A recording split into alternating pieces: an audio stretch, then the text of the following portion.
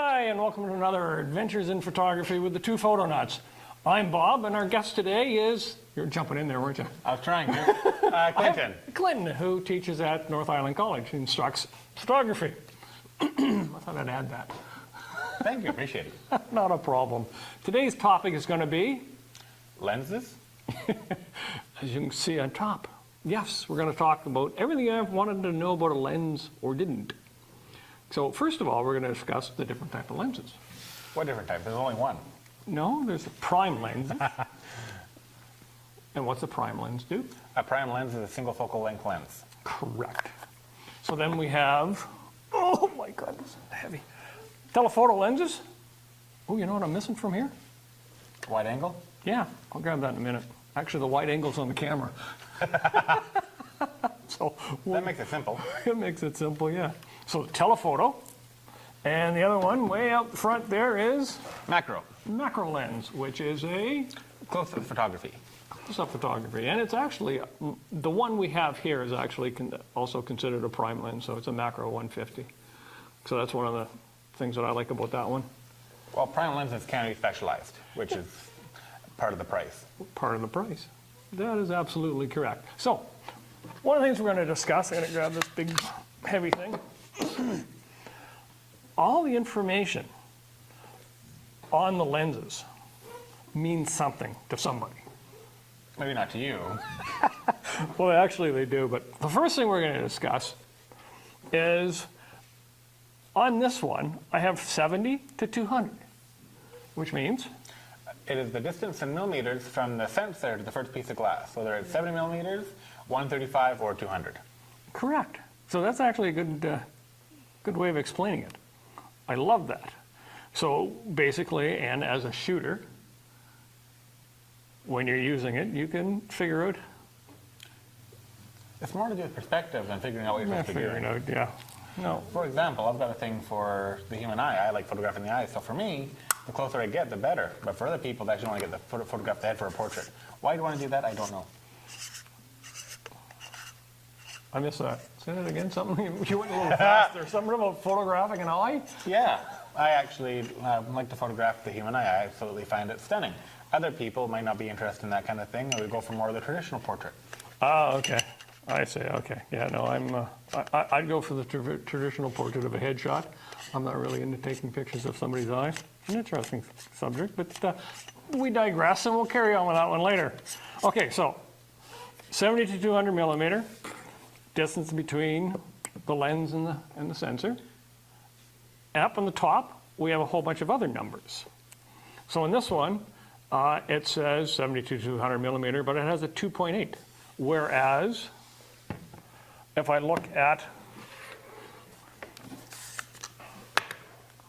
this other one, and it's actually, some of them, good point, some of them are written on the lens in the front. This one's on the top of the lens. And sometimes they can also be down toward the zoom ring as well.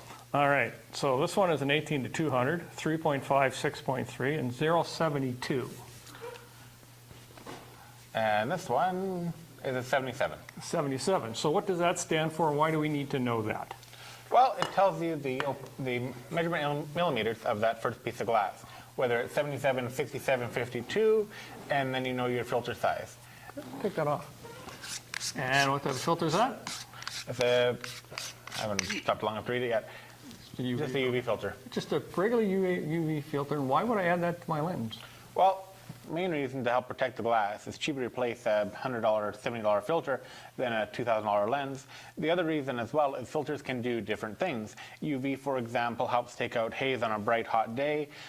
Polarizing filters take out reflections. They make things more blue, and they also darken images a couple stops. So if you're in a bright, sunny day and you want to use a faster f-stop, a polarizing filter will allow you to use that f-stop. Correct, but overkill on that one. All I was looking for is 0.72, and I want to know that when you go into the store to buy a UV filter. We'll cover the rest of filters in a minute. Okay, so here's the other thing. That's a 2.8. It doesn't say anything else. This says 3.5 to 6.3, which means The smaller the number, so I'm going to pick on this one because it's in front of me. For example, if this was a 2.8 to 5.6, when you're at 70, you'll be shooting at an aperture of 2.8, which is a fairly wide opening. Well, the lowest aperture I can go is 2.8. 2.8. Yeah, to the highest And then if you jump to the 200, if it was a 5.6, the 200 would shoot at the 5.6 and not the 2.8 because that's not how they're designed. Well, see, on that one, it stays at 2.8 through the system. Correct. That one stays at 2.8. But as I use this 18 to 200 Sigma lens, unlock it, the further out I go, the more light it needs. Yeah. The more light it needs, that means my aperture is going to change. So that's basically what we're kind of looking at there. But on the other end of that one, the maximum aperture setting, the smallest, f22, as I move out, is more than likely going to be an f30 something as we move out. So there are pros and cons with your multiple or sliding aperture settings on your lenses, which is kind of cool. Anything else? You can think of anything else you want to discuss on a lens? This little window here, you can see a bunch of little random, well, I guess you probably can't, but there's some random numbers in there that actually give you your focusing distance, anything from 1.5 meters to infinity, and that's what will be in focus when you're set at that particular focal length. Alrighty, image stabilization. What's that? It's a Canon. It's a Canon. It's called IS on Canon, OS on Sigma, VR on Nikon. Oh, that's basically the same thing. And SR on Pentax. And Pentax, yeah, which is correct. And it's all to do with image stabilization or vibration reduction. Yep. Which allows you to do? Shoot at a fast aperture in lower light situations. Or if you're doing fast motion photography, take out some of that shake as you're panning. Yes, because this one only has a single switch for image stabilization. This is a double mode on this one. So if you're panning, it will only work on the one pan, or you can put it in the second mode and we'll do the whole complete image stabilization. And it's interesting to know that actually some camera bodies have image stabilization. Yeah, Olympus, Pentax, and Sony are all in-body stabilization. Yep. Panasonic, Nikon, Canon, they're all lens stabilization. All in stabilization. So isn't that interesting? All right. So that's basically your telephoto, and that's not going to fit there because it should be on that one. It says Canon. Why am I trying to put Canon on a Sigma? Interesting. All right. So more on lenses and more stuff to play with. I'm going to hand this one to you. And what would that be? Don't laugh at the antiqueness. I wasn't going to until he said something, but now I'm just going to have to laugh. These are spacers, essentially. Essentially. Yep. Or what else do some people call them? I'm drawing a blank, actually. Oh, yeah. Extension tubes. That's what I'm Extension looking for. tubes. Where would you use extension tubes? Between the body and the lens to give you a slightly different focal length. Correct. So I use them on my macro lens. Some people will actually use them on their 50 millimeter and convert it kind of more or less to a macro lens. So it acts kind of like a magnifying glass. And they're multiple lengths, because there's 3 on that system there. So you have, As I'm playing with them. yeah, you have 12 millimeter. 20, and in my left hand there's a 36. And what do you notice? There's no glass in them. They are literally a tube. Last time we did this, you actually had your finger going through it. I thought that was cool. So you blew it on that one. I did. More impressed with your finger going through it. Okay, so those are extension tubes. And they allow you to basically move your sensor further away, which in reality, you would think that the further away the sensor goes, I would then extend my 200 millimeter to 400, but it doesn't work that way. So they're like magnifying glasses. So they kind of work a little different. But actually, on that note, when you are putting something in between, you're not magnifying the glass. You're just physically moving it to a different focal length. oh yeah. See, on this one, what's this one called? That is a teleconverter. Right, or AKA known as a doubler, and it actually has glass in it. Well, it's only a doubler for the 2 times. I can't recall a doubler for okay. 1.7. Barely, or 1.4. Yeah.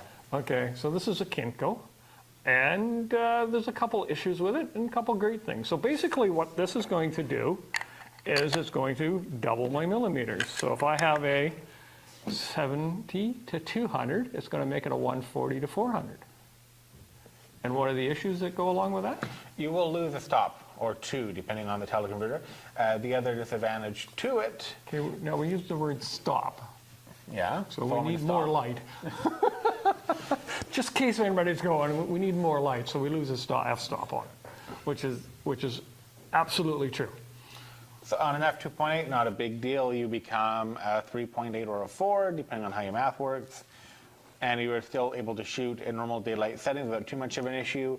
You bump up your ISO, and you can actually shoot in a bit more lower light situation without too much negative effects. Yeah, valid point, valid point. One of the issues when buying a teleconverter, TelePlus, Make sure your lens is compatible. didn't even see my lips move, pretty good, eh? That's exactly it, because I actually went out and I bought the Sigma one for my 120 to 400, we haven't got it on the table, and believe it or not, it wasn't compatible. No, because your 120 to 400 is probably a 5.6. Yeah, so it wasn't compatible with the converter. So before you purchase one, read the manual, get into the book, and check that it's going to work with the lens that you're going to put it on.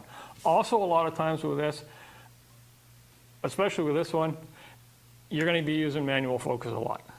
The autofocus seems to fail for me, especially on this one. I go into manual focus, and when I'm using the extension tubes, again, same thing. I'm back into more or less a manual focus. Anyways, last words on teleconverters and extension tubes?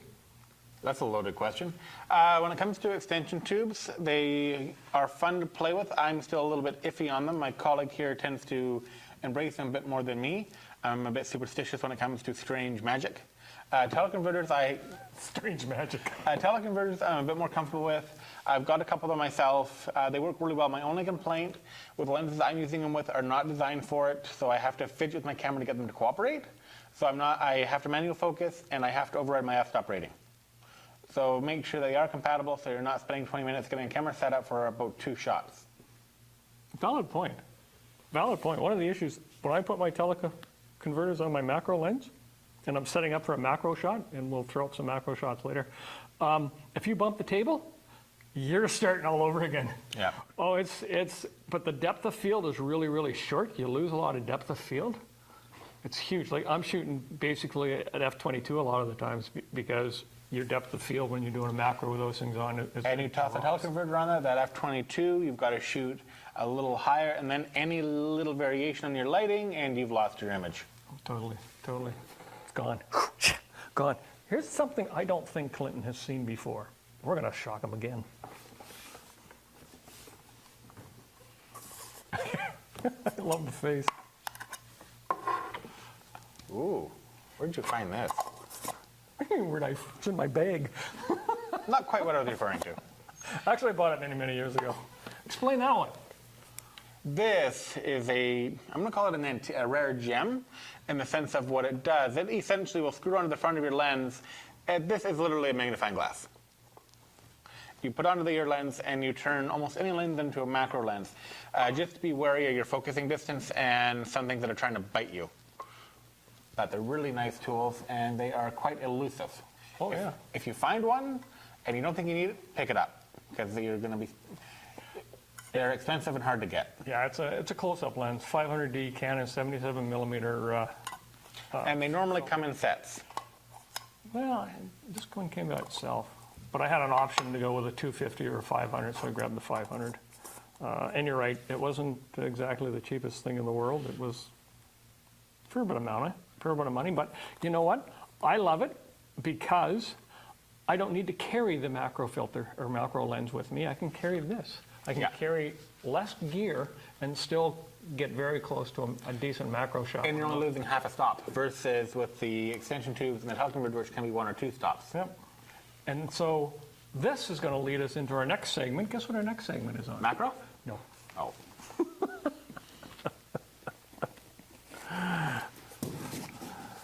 Filters. Filters.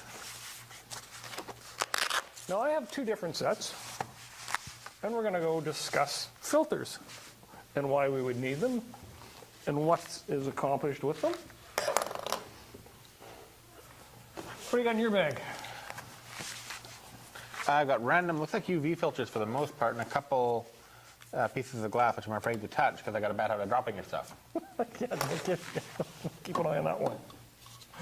Keep an eye on that one. Infrared. Interesting. Oh, that's kind of cool. Now, so if we take a look at, this is one of those things, and I'll explain to you why I went this way. So what company is this? Konkin on this particular set. Some people call it Korkin. I call it Konkin. UV filter attaches to my lens.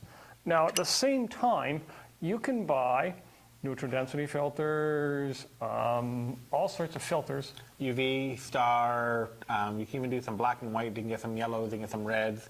You can even go green if you're so inclined to make things look thick. Yep. And they all just screw on.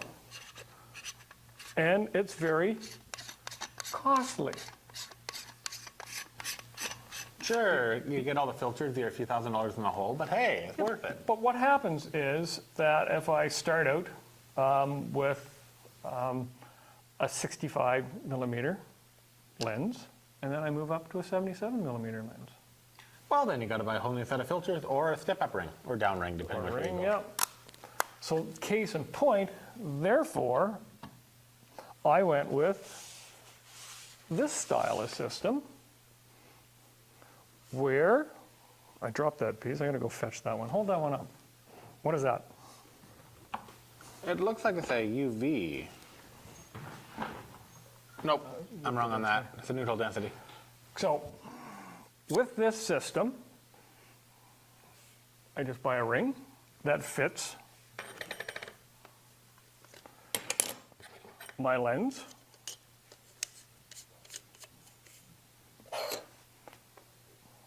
Actually, I probably should have taken that off, but snaps in, drops in. I can change all sorts of filters. And you can stack them as well. I can stack them as well. And then the great thing about this is, my goodness,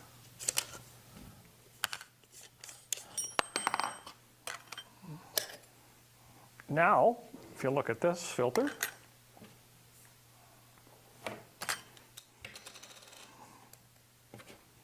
size of the lens on that puppy.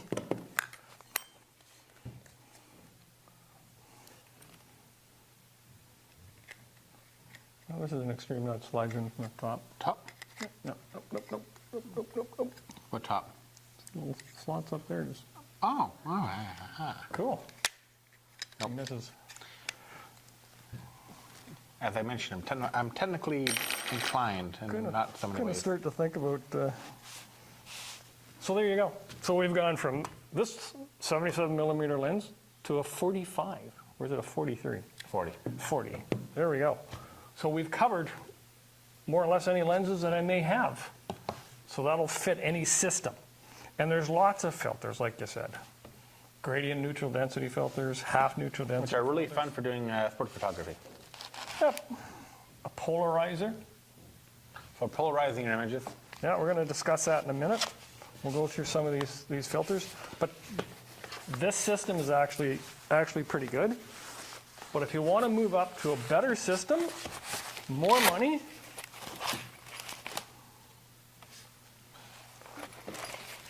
Lee of England. Lee of England.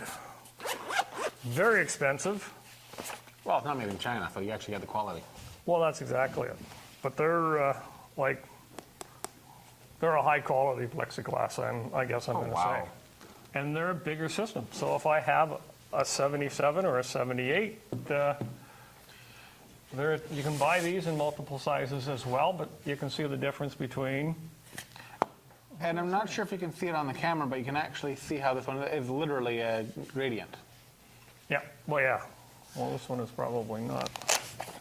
And this caught my attention right away because I like the fact one side's clear, one side's not so clear. Now he's jealous. Yes, and this may go missing, it's not my fault. Better not go missing.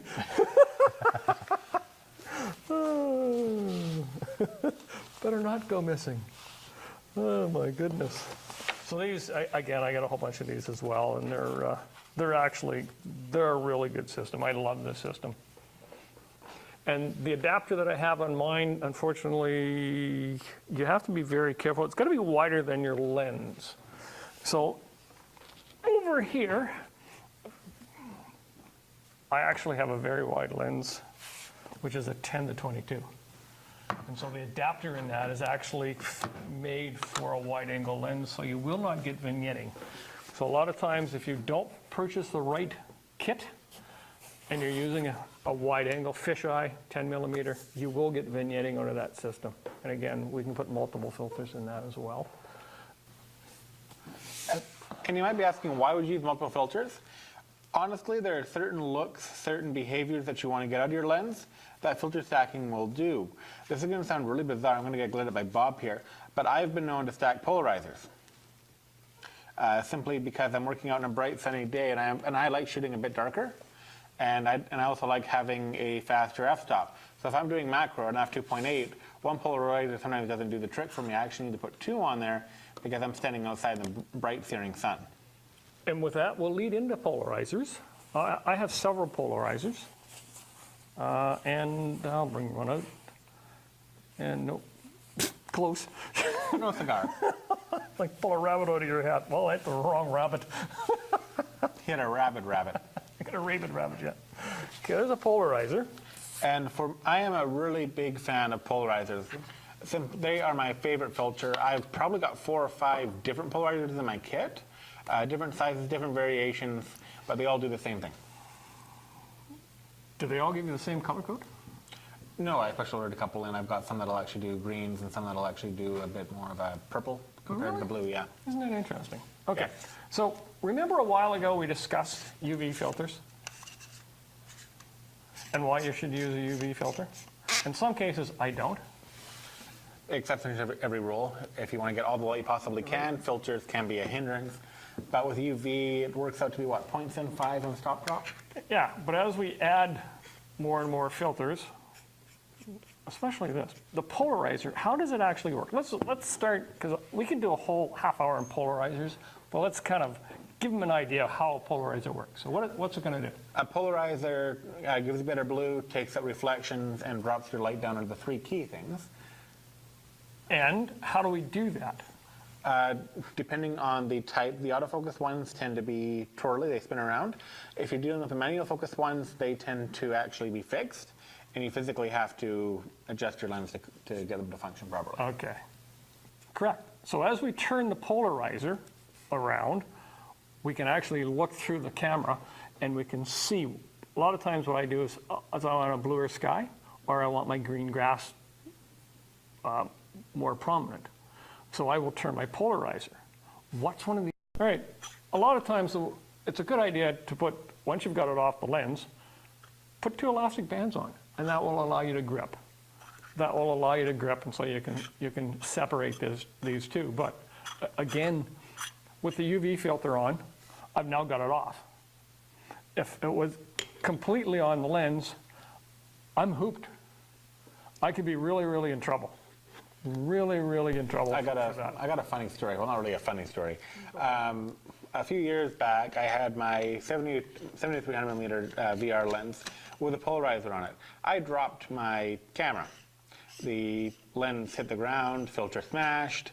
Incidentally, to this day, I've now got a bit of an indentation on my lens, but it took me 3 days to get that filter off that lens. And it involved quite a bit of ingenuity and thinking and not trying to smash my lens. Well, you know, I was out shooting with a buddy of mine, and he decided he wanted to take a couple lenses, so he had one of those vests on. He stuck this in his vest, bent down, lens goes out, hits the cement floor, glass everywhere. UV filter broken. Yeah. That's all that smashed. He was very, very lucky. Very, very lucky. So it's like, yeah, okay. So that's, you know, I've seen that. I've seen going through the woods, people hitting trees and things like that with their cameras. They're turning around trying to take a picture or whatever. Or whacking the bear in the head that's chasing you. No, I haven't done that one. Haven't done that one. But okay, so that's the polarizer filter. We're going to bring out one of my favorite filters, and you're going to laugh again. I'm starting to think I'm old. I wouldn't say you're old, you have a different style. Well, yeah, okay. So, some of us like to call it a piece of welding glass. The Big Stopper, again, put out by Lee, allows me to do basically long exposures, smoothing out water, smoothing out running waterfalls, things like that. And he says I was going to laugh when actually I'm jealous because these are really useful to have, especially if you're a landscape or nature photographer and you want those prolonged exposures. Because in order to get the same kind of blackness, you got to put 4 or 5 polarizers on to get the same kind of depth. Yeah, but there are some of them that are actually a circular. I think we have them in the store. Neutral density filter sort of idea. They're not quite that black though. No, You're not gonna no, get that. this is a 10 stop. This is the Big Stopper. This is a 10 stop. You can also get it as a, I believe, 5 or a 6. And it comes with a wonderful card. Comes with a wonderful card. What's on the card, Clinton? Writing. Now what's on the other side? Oh, there's stuff. Oh. It's an exposure guide. Incidentally, exposure guides are really, really useful. I've actually got a couple in my camera bag because there are certain things that when you look at and you want to do, you're like, well, what does that equal out to? I know 3 of my numbers, I want in my 4th. Exposure guides will generally give you that 4th number. If you're a math whiz, keep a blank piece of paper and you can do the equations yourself. I'm not that good. Yeah, it's not in my head either. Not in my head, not quick enough in my head anyways. But I had a student who could actually do it in her head. I was actually really impressed with that. Math star? Yeah, yeah. A math star, yeah. Fingers. All right, anything else you want to discuss on filters? You can never have too many. Valid point. And the other thing for filters, I would recommend a proper case for them. Lowepro, Tamarack, who's the other big guy out there that'll put one out? Lee. All have cases for them. I would recommend cases because keeping them in your camera bag, listening to the rattle around is not good on the filter. It's also not good for your self-awareness when you're in your camera bag and you hear glass rattling. It really makes you nervous at that point in time. And don't lose them. I lost mine. I now have my card actually on the case. I lost mine, and on that complete unit, $300. So it's, when you start getting into Lee, like I said, it's a little more expensive. Quality is a little better, but it's also very, very expensive. Any last words on lenses? Yes, the lenses are broken down into 3 families. You've got your prime, which we mentioned, your telephoto, you have your wide angle, then you have your specialty. Specialty can be your tilt lenses, which we don't have a sample of here. Who can't afford a tilt and shift? No. Well, who can? Macro. Macro. I love macro photography. It's actually one of the things that I really do enjoy. Again, as I said, photographing eyeballs is a hobby of mine. My cats no longer come near me with my camera in my hand. Well, okay. Valid point. If you want to start doing macro, I would suggest you go get a set of extension tubes and 50 mil. I think, personally, everybody, this is probably one of the first lenses you should buy. I've gone through a few of them. Yeah, this is like, this thing is so handy. And they're cheap. They're about between 130 to 180 bucks, depending on the brand, to get into a decent one. And even Sigma puts one up for around 220. That's the equivalent of some of the mid-level Canon stuff. Yeah, anytime I buy a new lens, I compare it to this to see the clarity on it. So that's one of the great things about it. So that's about it. That's all. Hey, thanks for watching another episode of the Two Photo Nuts. I'm here with our guest Clinton Palmer from the North Island College. And I want to thank, who do we want to thank? Clinton? Shaw. The camera lady, and all of you for watching. So we'll see you next time on the Two Photo Nuts. And Bob for letting me touch his gear.